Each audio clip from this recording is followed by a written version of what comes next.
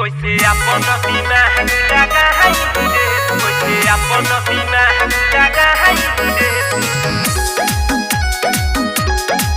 बोले को हले तो तोले पूरा भाई रे, बोले को हले तो तोले पूरा भाई रे। हमरा एगो लड़की से लव भइल हो, सोचत रहनी ओकरे से सब होई हो, सोचत रहनी ओकरे से सब होई हो। हमरा एगो लड़की से लव भइल हो, सोचत रहनी ओकरे से सब होई हो। मिले के बोलौलस गइनी टकराई रे, अरे माई रे कोई से अपन दिमाग लगाई रे।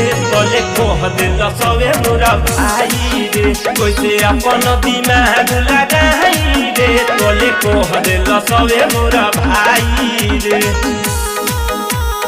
कह दिल सवे मोरा भाई रे।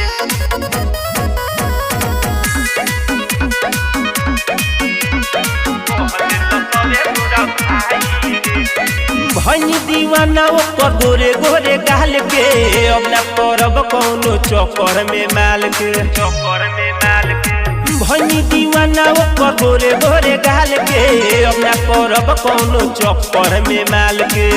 घटल घाटा ना उरात का बताई रे, घटल घाटा ना उरात का बताई रे, बताई रे। कोई से अपन दिमाग लगाई रे, तले कह दिल सवे मोरा भाई रे। कोई से अपन दिमाग लगाई रे, तले कह दिल सवे मोरा भाई रे, कह दिल सवे मोरा भाई रे।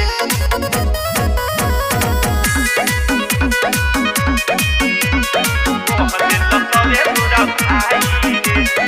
धक धक जिया लागल हमरो करे, सुमी तो सोलो पूछलस कौन हरे, धक धक जिया लागल हमरो करे, सुमी तो सोलो पूछलस कौन हरे।